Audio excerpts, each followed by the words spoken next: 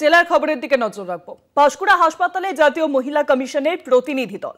ঘটনার 4 দিন পর পাঁশকুড়ায় জাতীয় মহিলা কমিশন নির্যাতিতার বাড়িও যাবে জাতীয় মহিলা কমিশনের প্রতিনিধি দল।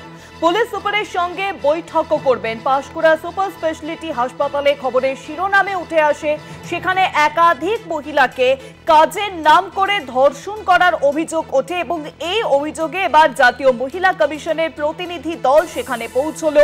ঘটনার 4 দিন পেরিয়ে গেছে, কিন্তু এবার পাঁশকুড়া সুপার স্পেশালিটি হাসপাতালে জাতীয় মহিলা কমিশনের দল।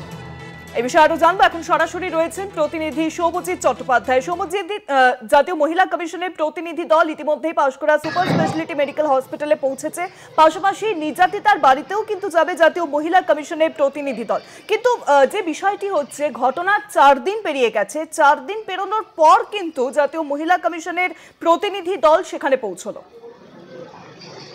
দেখো শুভাঙ্গী, গত রবিবার এই পাঁশকুড়া সুপার স্পেশালিটি হাসপাতালে কর্মরত ফ্যাসিলিটি ম্যানেজার জাহির আব্বাস খান, তিনি এই হাসপাতালেরই অস্থায়ী এক মহিলা স্বাস্থ্যকর্মী তাকে ধর্ষণ করেন এবং সেই জন্য কিন্তু ইতিমধ্যেই তাকে পুলিশ গ্রেপ্তারও করেছে এবং তার 8 দিনের পুলিশি রিমান্ডও হয়েছে।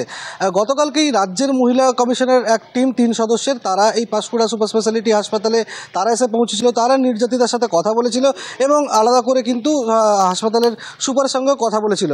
আমরা তখন যেটা জানতে পেরেছিলাম যে নির্যাতিতা তাদের সাথে কথা বলে তারা জানিয়েছিলেন যে তারা কিন্তু এই মহিলা কমিশনের টিমের সাথে তারা কথা বলে খুশি এবং আজ ঠিক সকাল 11:40 তখনই কিন্তু জাতীয় মহিলা কমিশনের এক সদস্যের প্রতিনিধি দল ডক্টর অর্চনা মজুমদার তিনি কিন্তু এখানে পৌঁছেছেন।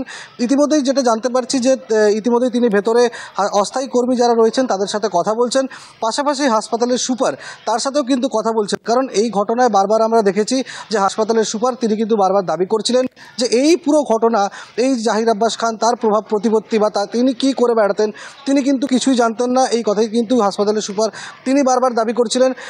ইতিমধ্যে কিন্তু অর্চনা মজুমদার হাসপাতালের সুপার তার সাথে কথা বলছেন, হাসপাতালের অস্থায়ী কর্মীরা তাদের সাথে কথা বলছেন, তাদের কি অভিযোগ তারা কি দাবি জানাচ্ছেন সেই নিয়ে তারা কিন্তু কথা বলছেন। ইতিমধ্যেই এই হাসপাতালের অস্থায়ী কর্মী তারা কিন্তু একটা দাবি করছিলেন যে যেহেতু এই রিলায়েবল এই যে প্রাইভেট সংস্থা, ইতিমধ্যেই এই প্রাইভেট সংস্থা থেকে মুখ্য স্বাস্থ্য আধিকারিকের তরফ থেকে বা মুখ্য স্বাস্থ্য আধিকারিকের অফিস থেকে শোকজ করা হয়েছে, সেই নিয়ে এরা একটা ভয় করছিলেন, একটা দুশ্চিন্তায় ভুগছিলেন যে এই পুজোর ঠিক মুখেই তাদের বেতন হওয়ার কথা ছিল, বেতন নিয়ে তারা একটা সমস্যায় পড়েছিলেন।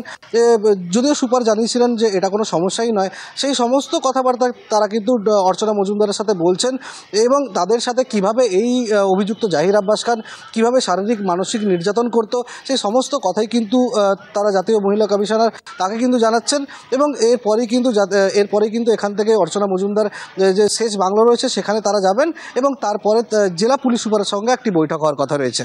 শুভাঙ্গী, অনেক ধন্যবাদ সৌমজিৎ। সরাসরি ছিলেন প্রতিনিধি সৌমজিৎ চট্টোপাধ্যায়। অর্থাৎ ফ্যাসিলিটি ম্যানেজার জাহির আব্বাস খানকে ইতিমধ্যেই কিন্তু এই ঘটনায় গ্রেফতার করা হয়েছে। পাঁশকুড়া মেডিকেল কলেজে যে ঘটনা ঘটেছে সেই ঘটনার জেরে সেখানে চাকরি দেওয়ার নাম করে ধর্ষণের অভিযোগ এবং তারপরেই নির্যাতিতা তিনি কিন্তু পুলিশে অভিযোগ দায়ের করেন। তারপরে এই হসপিটালের ফ্যাসিলিটি ম্যানেজার জাহির আব্বাস খানকে গ্রেফতার করা হয়েছে। আজকে পাঁশকুড়ায় জাতীয় মহিলা কমিশনার সেখানে উপস্থিত রয়েছেন, একটি দল সেখানে উপস্থিত রয়েছেন অর্চনা মজুমদার, তিনি কিন্তু সকলের সঙ্গে কথা বলছেন এবং তারপরেই তিনি কিন্তু চলে যাবেন সেই নির্যাতিতার বাড়িতে, সেখানে গিয়ে নির্যাতিতার সঙ্গেও কথা বলবেন তিনি।